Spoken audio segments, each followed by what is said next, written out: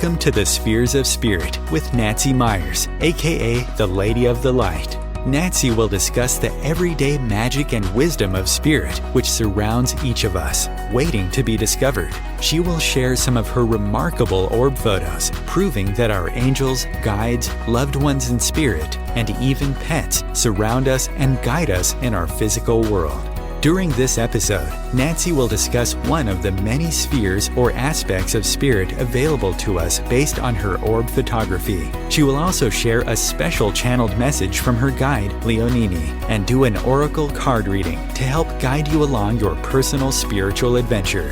And now, here is your host, orb photographer, author, medium, and speaker, Nancy Myers.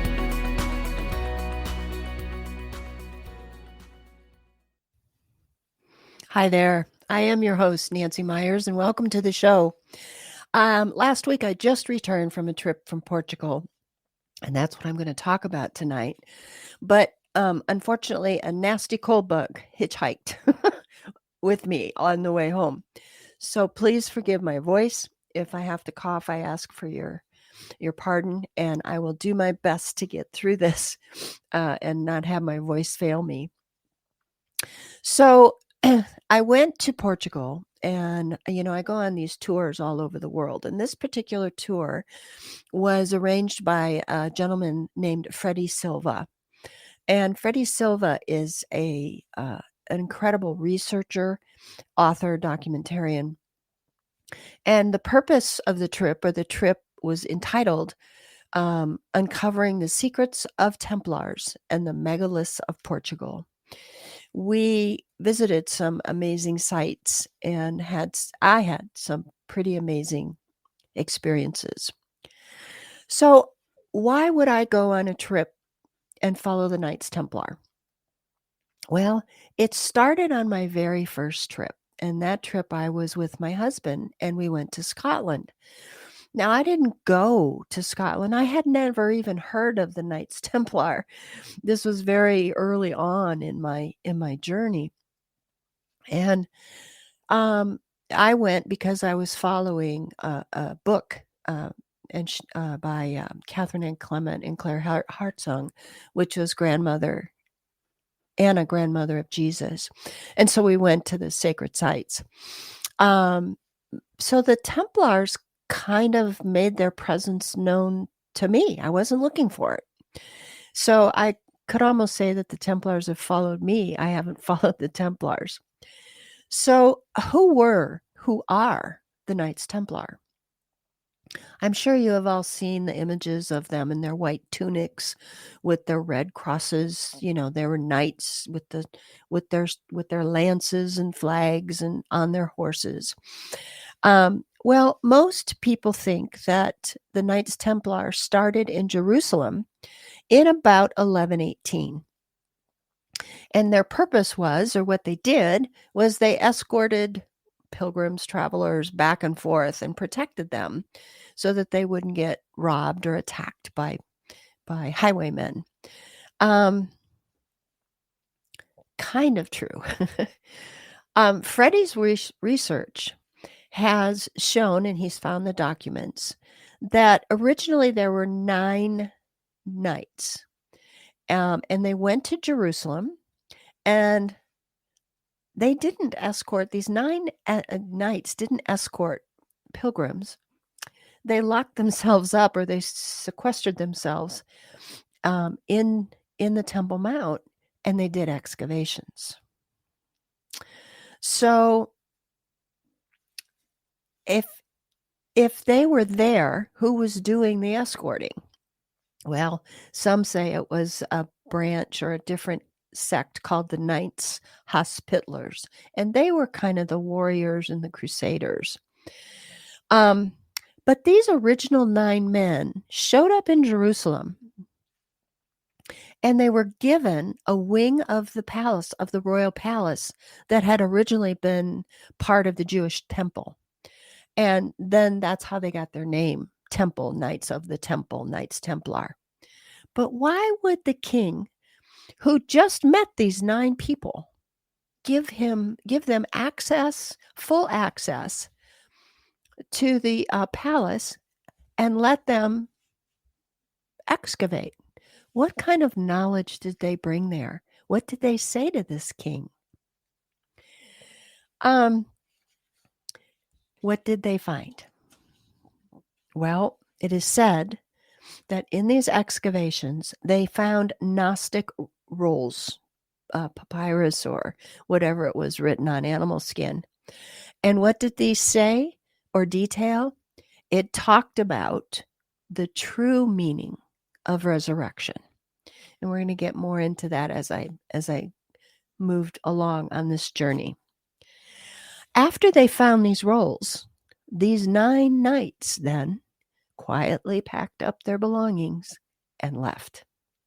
They went there looking for something. They had prior knowledge. This prior knowledge was so compelling that the king of Jerusalem helped them. So what was that? So there was a man who was very instrumental in moving the Templars along, and his name was Bernard of Clairvaux. And he wrote this big paper or book, and it was called In Praise of the New Knighthood. So after they found these documents in Jerusalem, this man wrote this, and it raised the awareness of the order, and the Templars grew in popularity. In 1139, Pope Innocent XI placed the Templars directly under papal authority, and they were no longer subject to any bishop in whose diocese they might hold property. In other words, they had free rein to do what they wanted. So as a result, they were able to establish themselves in numerous locations. And at the height of their power, it is said they had about 20,000 members. And they set up bases, garrisons, in almost every town in the Holy Land. So just because I did a thing on numerology a little while ago, I said that most people think that the Knights Templar started in 1118. Freddie Silva says it started about 8-10 years before. So that would put them at about 1111. And then Pope Innocent II, or 11, is the one who granted them this freedom. So why would the Pope do that? Well, it is said that some of the popes were Templars, and they did what they could to assist them. That's a whole nother story. So the Knights Templar, though, started in Portugal before they went to Jerusalem. They were given land by the king, and this document, this deed from the king that was written up to give them this land, was stamped with the king's seal. And the king's seal, I don't have a picture of it, but the king's seal is round, and it's got symbols all the way around it. And inside, it says it's broken up. Portugal is kind of broken up. It says Portugal. But for those who were the initiates, who understood what it was that this was really saying, in Portuguese, it said Portugal. And what that means, translates to, is through you the Grail. So he was telling the knights, through you the Grail. But what is the Grail? Is it a cup? Is it some kind of a relic? Is it a belief? Or was it a person? So the Knights Templar were an order who did, in fact, grow to fabulous wealth. They built remarkable churches and structures, and they protected their secret, the Grail, with their very lives. They had to take an oath that they would die before they revealed the secret, and many of them did. So on October the 13th in 1307, now this is nearly 200 years after they first started, and they got this wealth. Well, it's the story goes kind of, and I know I'm going to butcher this, but the King of France ended up owing them so much money that he declared war against them, and he wanted to destroy them and take their riches for himself. So on October 13th, which is one of the reasons we say Friday the 13th is bad, in 1307, he declared that the knights were heretics, and he arrested many, mainly in France, and tortured and killed them. Now, yes, my producer Chris just said it was the first Black Friday. Yes, it was. But these knights went to their grave. I know me. If somebody said, "Oh, I'm going to put a cigarette out on your hand, or I'm going to put your feet to fire," I'd fold like cheap lawn furniture and go, "Whatever it is you want to know, I'll tell you." But these people, these men and some women, were so dedicated to their cause and to the secret that they protected, they went to their graves after horrendous torture. So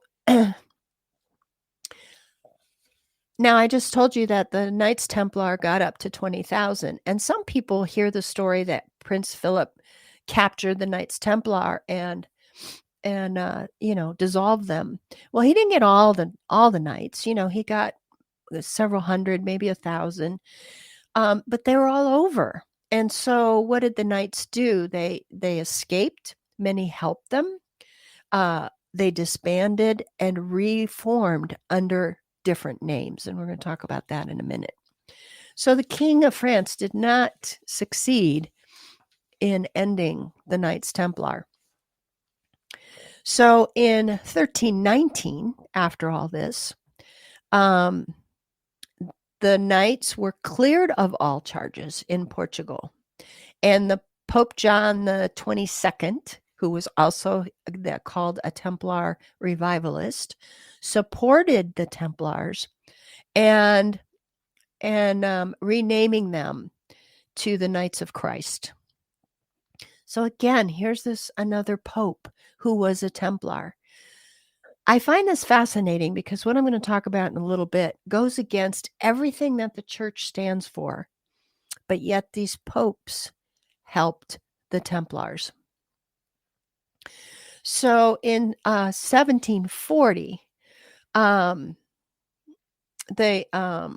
another Pope Benedict XIV, supported the Templar survival as the Knights of Christ by granting the former headquarters that was owned by the Knights Templar back to the Knights of Christ. So they hung on to their land, to their property.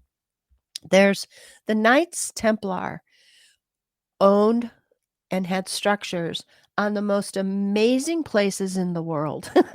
These were places of high resonance. And what do I mean by that?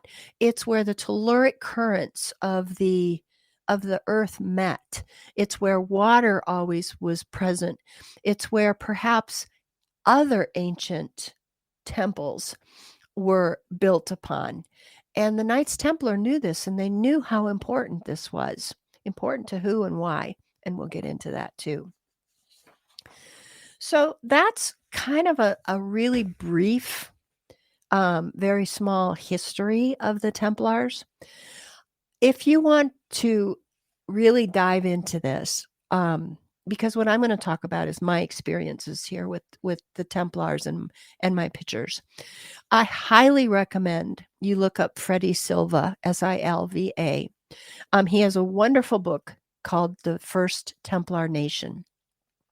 He's done several documentaries. One's called The 900-Year Secret of the Knights Templar. It's in 2 parts on Amazon. And Gaia has one that's called Mystery of the Templar. But he does all kinds of documentary. I don't know how many books he's written. Again, he is an amazing researcher, and he researches so that he has documents and so that the information comes from more than one source. I just finished a book. If you really want to knock your socks off, it's a 500-page book. It's called The Templar Revelation. and it's by Clive Prince and Lynn Picknett. And you're just going to read this and go, what? What? Some theories, but some are backed up. So it really, really stretches your mind. So, how do I and the orbs fit in? Okay. So again, this journey started in Scotland, and Rob, my husband, went with me, and one of the stops was to Rosslyn Chapel. Now, we all know Rosslyn Chapel. Uh, if you're a fan of Dan Brown's book, The Da Vinci Code, you know that much of the movie took place at Rosslyn Chapel. It is filled, utterly filled with sacred geometry and Templar imagery and sacred symbols. It's you look at it and you go, oh, that's nice, but we have no idea what it all means.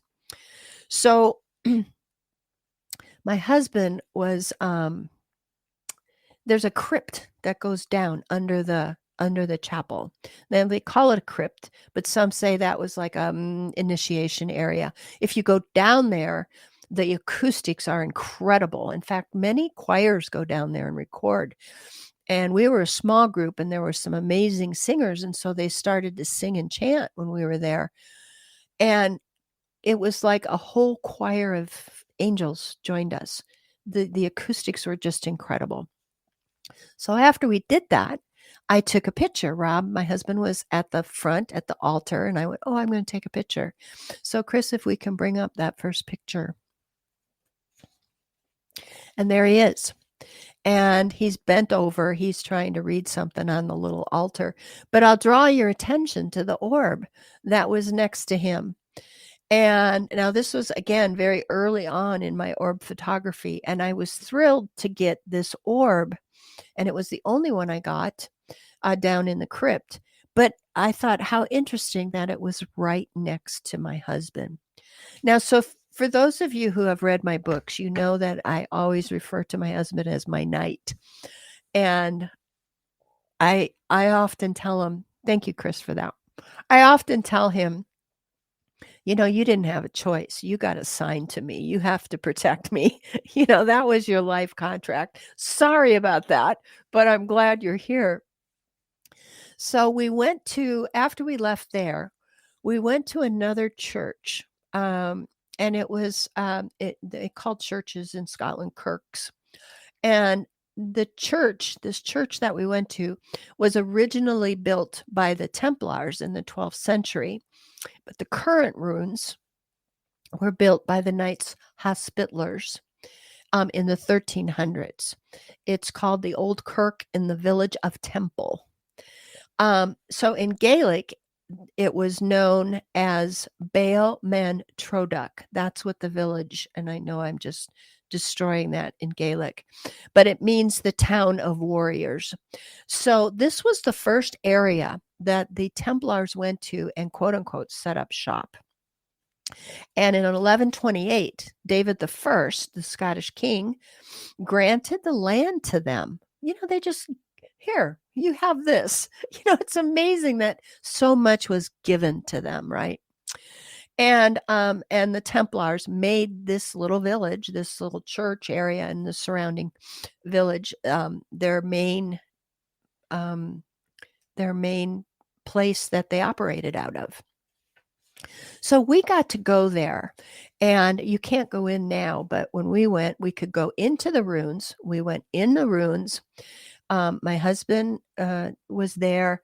We meditated. The leader, Annie Williams, who's been on my show, she had her harp, so she played. And afterwards, this lady came up, part of our group, and she said, I don't know how to tell you this. And she was a medium, but she told my husband, she goes, I saw a Templar knight overlay himself on you.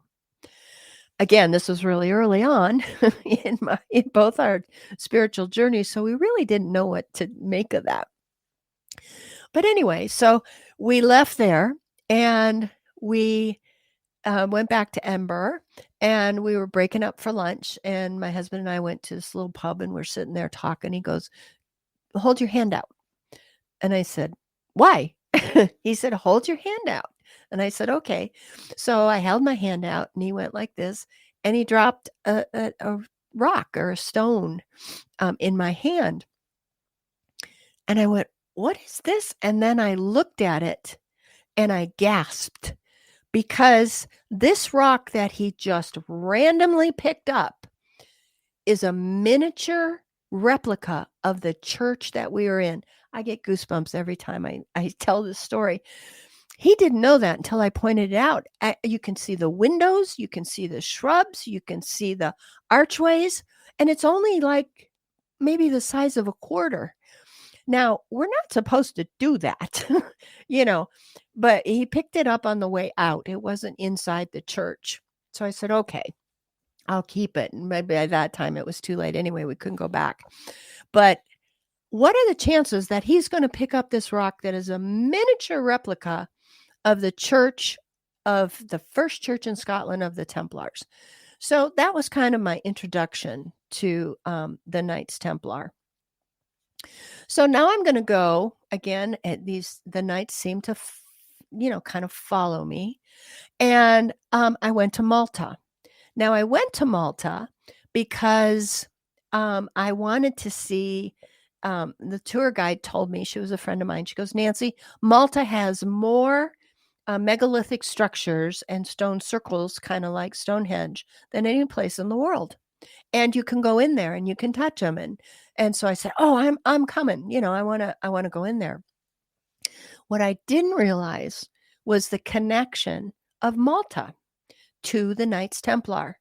So in the early 14th century, which is, I guess, the 1300s, the Templars, again, were given the island of Malta. Here they are. They're given this land again. And it was given to them by the King of Sicily. And it was given to them as a reward for their services during the Crusades.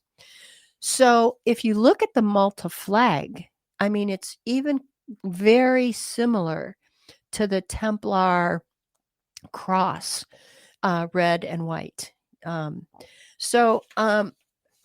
When they got there, the Templars then took on and they built a whole new city, a whole new capital city, which was called Burgoo. And this became their base of operations in the Mediterranean. They also built this amazing structure called Fort St. Angelo. It's a very prominent, huge, a very high fortress in the harbor. And if you're a fan of Game of Thrones, they filmed there. So, it's just an impressive and imposing structure. So while in Malta, one of the things that we did is we went to these cliffside crypts. Now, they're carved right into the limestone. We had to climb up. It wasn't without some risk and danger, but we climbed up there. And there's, I don't know how many, maybe 40, 50 different crypts, but you walk into these and some have stairs, some are bigger, some are smaller. And they say that these date back to the Bronze Age. But when we went into this one area, one room, it was pretty big. And pretty big, what is that? Maybe 15 by 20 feet, and you can see in there that it looked like maybe it was an altar and there was these niches carved in. And I went, well, that looks like a symbol of the Knights Templar. So the people that were doing the tour said, we're going to have ceremony in here. And we did it as the sun was setting. It was very moving. We had a fire. And so, but before the ceremony started, of course, I'm taking pictures. So if we can bring up that next picture, Chris. So here's the picture, and this is my friend Wendy, and she's setting up the stuff for the ceremony. And of course, you see the big orb right next to her. But that's not the one I want to draw your attention to. You see the niche above her head and the blue orb. And when I looked at it, now again, the best place to see my orbs are always on the back of my camera. So you're going to have to trust me a little bit on this. But when I looked at it, I went, that's a Knights Templar. It's a Templar Knight. So if we can go to the next picture, Chris, I tried to outline it and I zoomed in. So there's the zoomed in on the left side. And then on the right side, I tried to draw him. But you can see his white tunic. You can see his helmet very clearly. And you can even see the cross. So again, they came to me. I had no idea that I was going to encounter a Knight Templar in Malta. So thank you, Chris. Now, again, these will be on my website and here on OMTimes Radio, so you can take your time and look at that yourself. So the next place I went to, was France. And I just told you that, of course, the Templars had a big presence there in France. And I'm going to... Oh, I'm so glad you can see him, Bonnie. Bonnie just said I can see him. Thank you.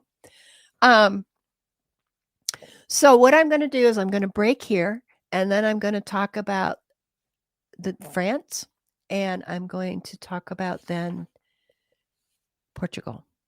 So we'll be right back.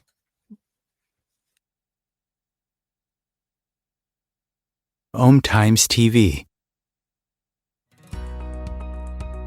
The story told in Entering the Light Fantastic, Discovering Life After Life Through Orbs, is about Nancy Meyer's spiritual and emotional rising from the devastating ashes of loss caused by the sudden and unexpected passing of her son Robbie. Just like the legend of the reborn phoenix, Nancy's life purpose and focus was transformed. With the help from her son in spirit, Nancy found herself providing proof through orbs that our souls do not die with our bodies.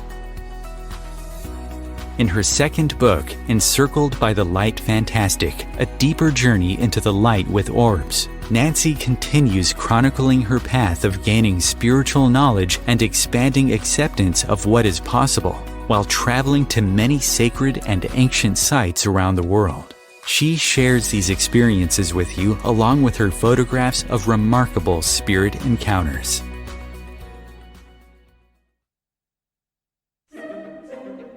Imagine becoming a super influencer. Reinvent yourself, invest in your brand, and then manifest your success with a robust spheric approach. OMTimes Media and Broadcasting offers a unique and multifaceted way to become the spiritual and conscious influencer you deserve to be by putting your message across our powerful platform with its proven record of integrity and excellence.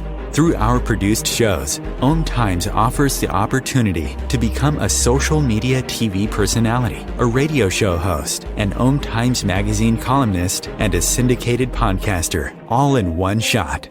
By live streaming your show on OMTimes TV and broadcasting it across the extensive OMTimes radio and TV networks, you become more than a host. You become an ambassador and a force for positive change. OMTimes. Open yourself to the possibilities. Is it time yet? It's time. Come start time for dinner. Oh, terrific. Pasta dinner. Donating pet food is one of the many ways you can help families in your community. Pets and people belong together. Learn more at petsandpeopletogether.org. And we're back. Someone asked me, how can they find me on Facebook? It's called the Orb Connection on Facebook, and it's public, so you can find me there. So when I went to France, and one of the reasons I went to France was one of the books that I read, again, talked about the divine feminine. And I was on a tour, but I had 2 days in Paris by myself.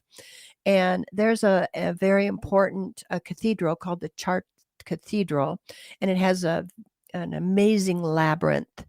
And the book talked extensively about it. And so I thought, well, I'm going to go to that. It wasn't part of the tour, but I wanted to go. So I got on a train. Here I am all by myself in Paris, figured it out, got on a train and went out to Chartres Cathedral. And unfortunately, a lot has changed since I've been there. They have whitewashed the inside and it's just not the same. But when I was there, it was quite impressive. And so as I walk around, I take pictures. And when I walked up to this one little niche, there I see who I think is, Mother Mary, the Virgin with baby Jesus, but it's dark skinned, it's black. And I went, well, this is unusual. So I took a picture. So if we can bring that next picture up, Chris. And I'm bringing this up because it's important. So there's the Madonna and baby, who they have now since whitewashed, but it was made from dark wood. It was made to be that way, but they changed it. But you see that orb is actually perfectly placed below her. It's like, hey, you need to pay attention to this. So what is a Black Madonna? I had never heard of the Black Madonnas. Thank you, Chris. So from 1100 AD to 1300 AD, hundreds of Gothic cathedrals were constructed all over Europe, many of them by the Knights Templar. And these great Gothic cathedrals, such as the ones in Chartres, were dedicated to Our Lady. Our Lady is usually thought to be the Blessed Virgin Mary, or by some Mary Magdalene. But most of these cathedrals were also home to the Black Madonnas, of which about 400 to 500, they say, mainly are still today. But what is it? Black Madonna. What does that signify? Well, the Black Virgins have been associated by historians and archaeologists with mother goddesses, such as Isis, and deities sometimes represented as black.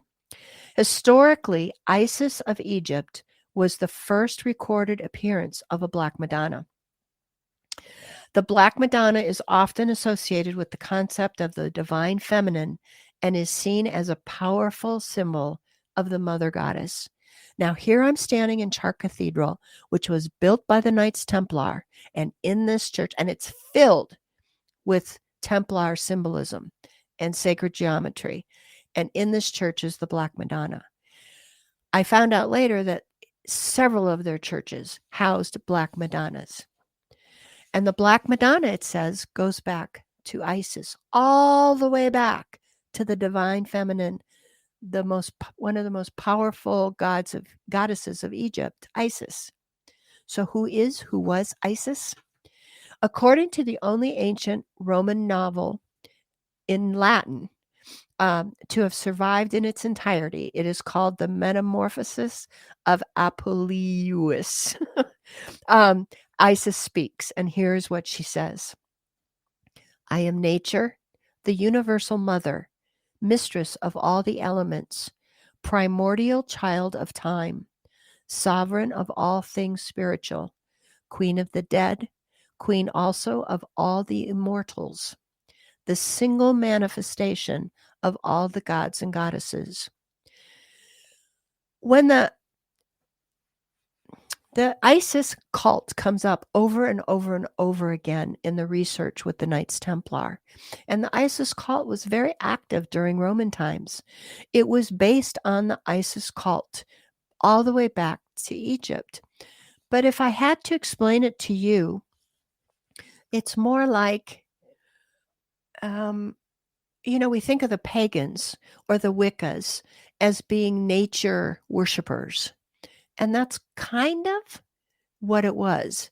But it was also honoring the divine feminine. The divine feminine was very important in Egypt long ago. And that was a recurring theme of the Knights Templars, was the divine feminine.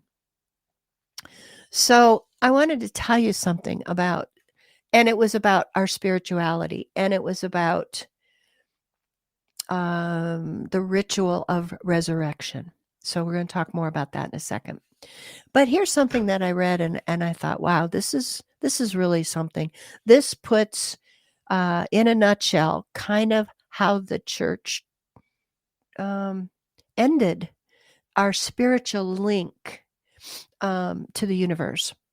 When the infamous Council of Constantinople met in 869, it was legislated that the human being is only a twofold being, purely only body and soul. Any reference of understanding of the spiritual nature of humanity was considered heresy. However, slowly but surely, the Black Madonnas started to populate the landscape. They didn't want to lose that link. So as the council legislated away the consciousness of the spiritual nature of humanity. Let me say that again. The Council of Constantinople tried to legislate away the consciousness of the spiritual nature of humanity.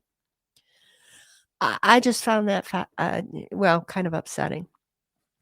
But what is heresy? What is a heretic? Well, if you go back, and again, I talk about Freddie Silva, but he's a great researcher in, I believe it's called entomology, where you go back and you find the roots of the words or how they were originally introduced and used. And here was one of the earliest definitions of heresy. Originally, a heretic was defined as someone who is in possession of the facts and able to choose. So what did the church do? They didn't want us to choose. They only wanted us to believe what they were giving us. And the Knights Templar was involved in protecting those truths. You know, the Knights Templars were amazing builders, and their structures are incredible, and they're all over Europe, and I've been to many of them, and I'm going to talk about a few more here. But they're, as I said earlier, they always seem to be built on more ancient sites. Even the church, the Catholic Church, if they saw something that was Druid or pagan, would build on top of it. They would claim it for themselves. Why? Well, for two reasons. One, to claim it for themselves and try to eliminate any knowledge of that. But they also knew that it was a powerful spot. It is said that even Notre Dame Cathedral in Paris is built on an ancient Isis temple. Now, we went, okay, so I saw so we saw the picture of the orb with the Black Madonna. So now I want to take you back to Portugal. So we went to this castle up on top of the mountain. We had to hike up there. It was a long hike. And it was a fortress, again, in an ancient place that has been worshipped and venerated for millennia. It poured rain that day that we went up there. I mean, the raindrops were so big they hurt when they hit you, and the whole place got flooded. So we went back up at night. But again, it's got this huge initiation area, or well. It doesn't hold water. I don't know why they call it a well, but you see that in Templar sites over and over and over again. One of the common things with the Knights Templar sites is it's all about the process of resurrection. You come in one side, you go through this initiation process, and you come out the other side, usually at night. And what's the first thing you see? You see Venus, which is the female, right? But the resurrection was always about raising your own spiritual level. So now that castle that I just told you about, it was called El Morolan. And there's another one, that one up on the mountain that I went to is called Monsanto.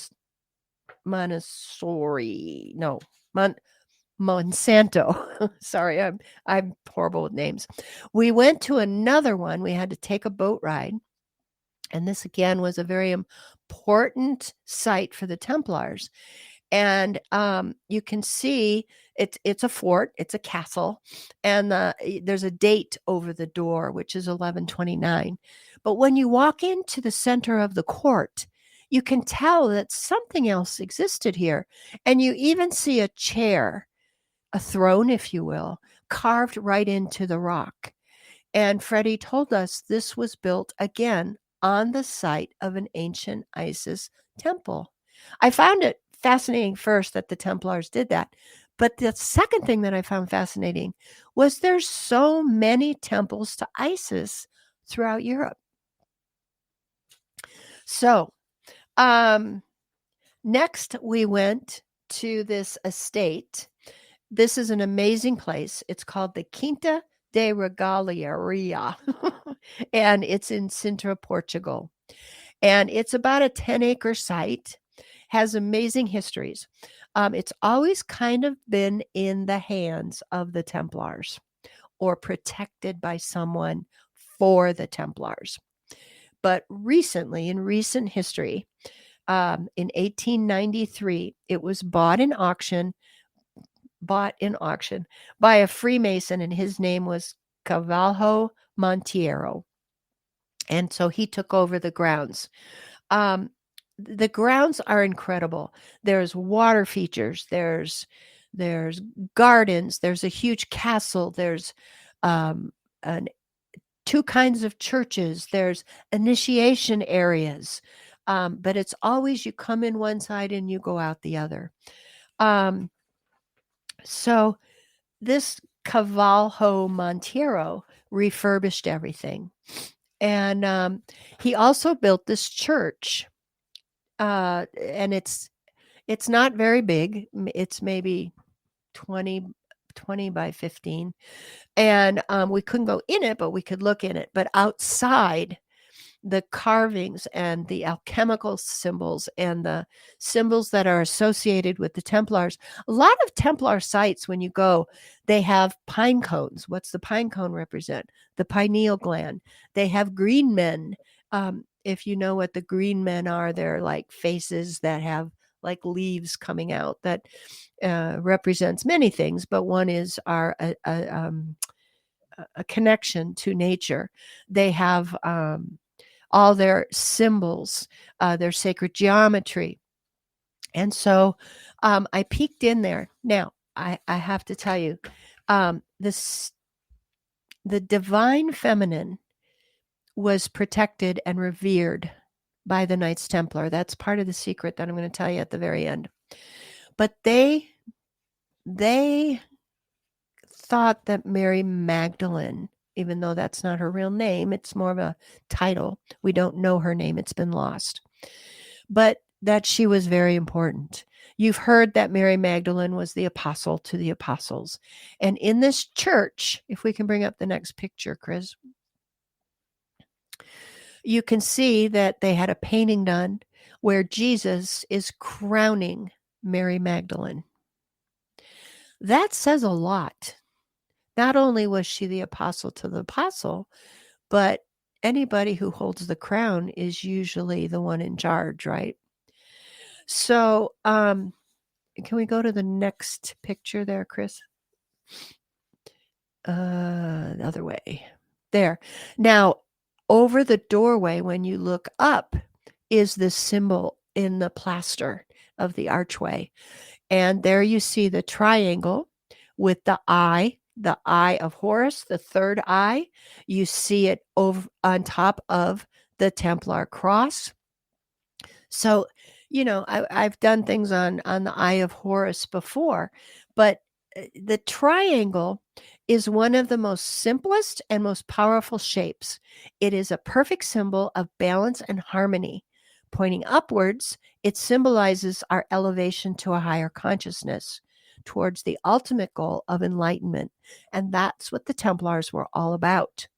The triangle is also the symbol of the third eye chakra, which is the seat of intuition, inner wisdom, and it's associated with heightened spiritual growth and the fulfillment of our highest potential. So I have to tell you what happened to me. I love going on these trips because something always changes. You do not go to these sites and come back the same. So what spirit does with me, and if you've read my books, you know that they, in my dreams, they do all kinds of stuff and they give me symbols. And I love symbols. I did a show on symbols. So I'm asleep the very first night. And what they show is a black background. And then they kind of draw like in white neon. That's how they do it. They draw a perfect triangle. And I have visual aids. So I'll show you my triangle. So they drew a triangle. So I go, okay, I see a triangle. So now what? Well, then they took that white line and they drew it. I'm doing this. It's like looking in a mirror. Right down the middle. Okay. And after they did that, I got to get my next visual aid here so I can show you. Okay. So here's the triangle and it had the line on it, right? So then it opened and flipped and then came back together. Let me put that back together. And that's what it formed. It formed a diamond. So I thought, wow, okay, so am I going to see a diamond? What's going on? So I went to, now a diamond, I had to look up what does diamond mean in sacred geometry. The diamond represents a journey to higher understanding. How perfect. The points of the diamond symbolically resemble purity and perfection. The points can also be interpreted as a peak of intellectual knowledge. Well, for me, that doesn't apply. But diamond shapes translate to clarity and enlightenment. So I kept looking for my symbol. I kept going, okay, where's my symbol? I know I'm going to see it.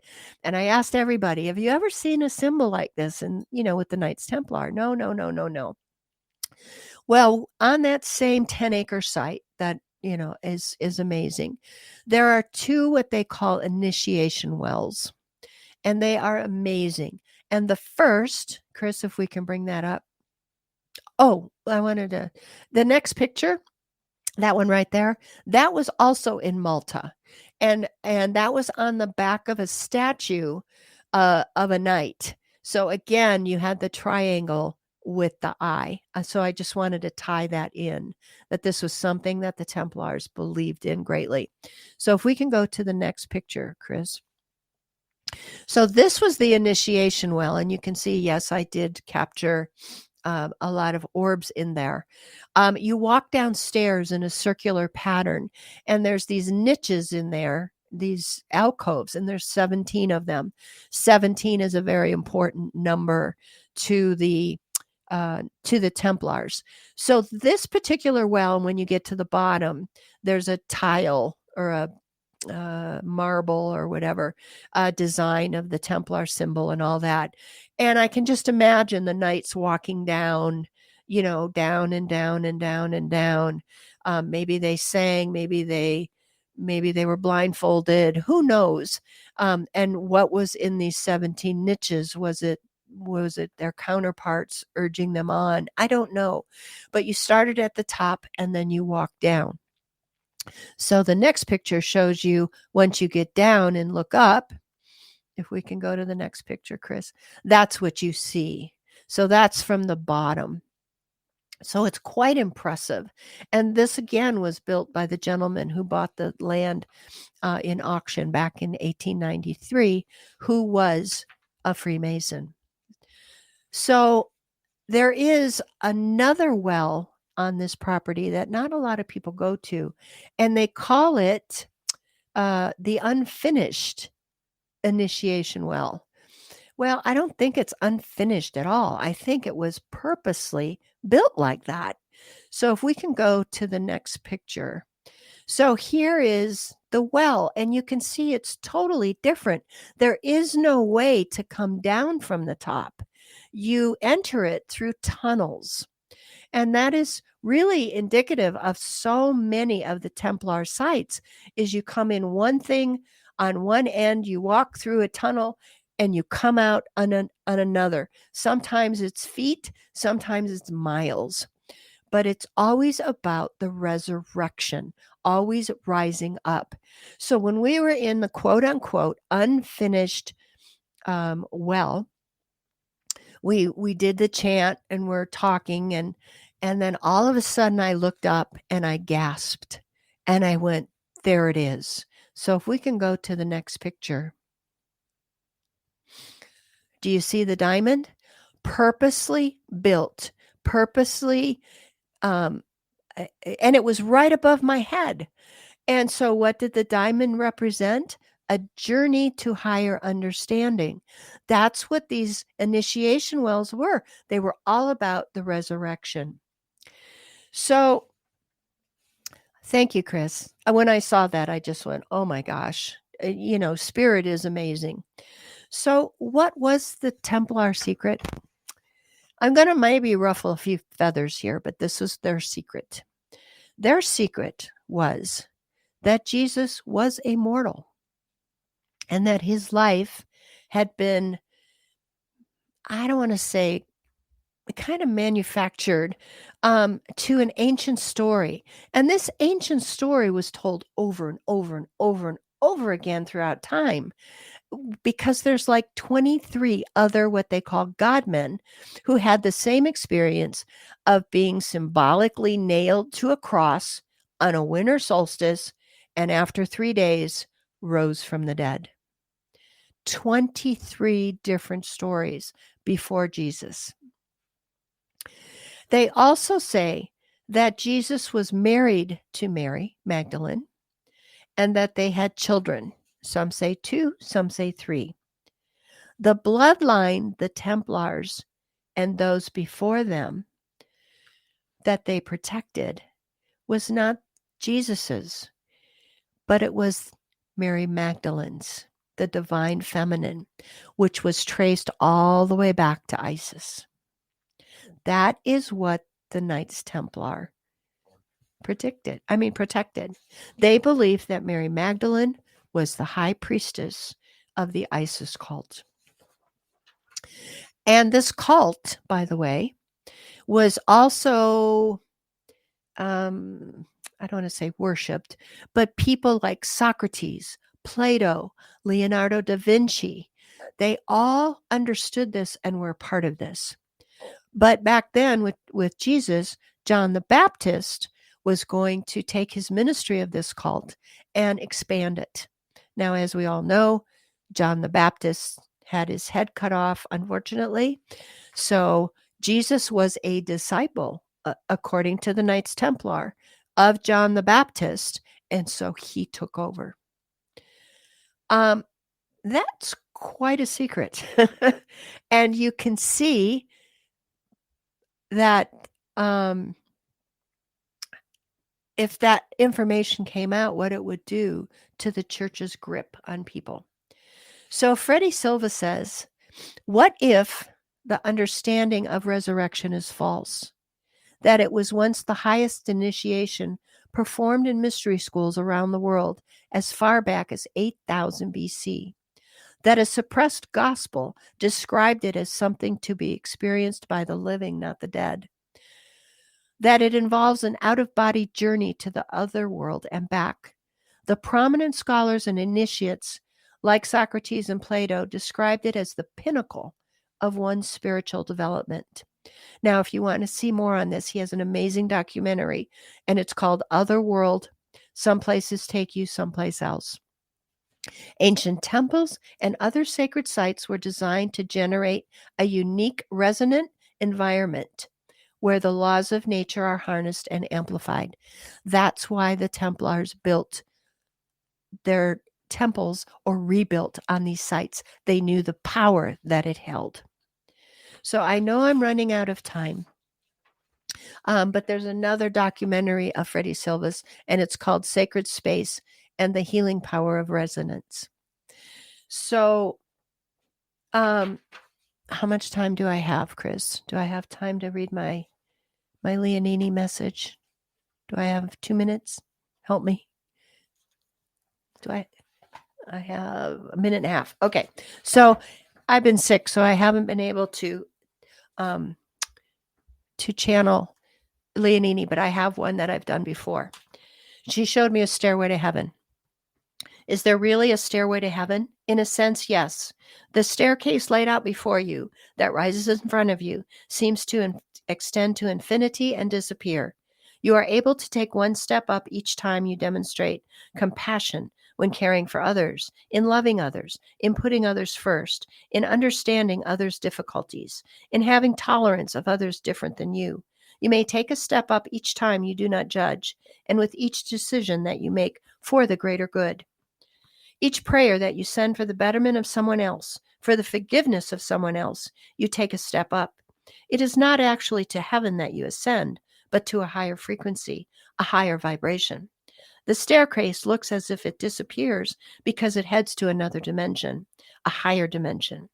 This climb is not slow and steady, fast or furious, but can be wrought with stops and starts, pauses, and even a step or two backwards. That's okay, such is life. When one rises and ascends this stairway, it does affect all. However, all will not arrive at the same time. You have the stamina and the strength to go as far as you desire in this lifetime. It is up to you. We on this side applaud each step, even if it is only one. So that was my story about my trip, what happened to me. I hope you enjoyed it. I hope you listened to it with an open mind. I hope you check out some of those books and documentaries and explore all possibilities. I want to thank you for tuning in, and I will see you next time. Take care now. Bye-bye.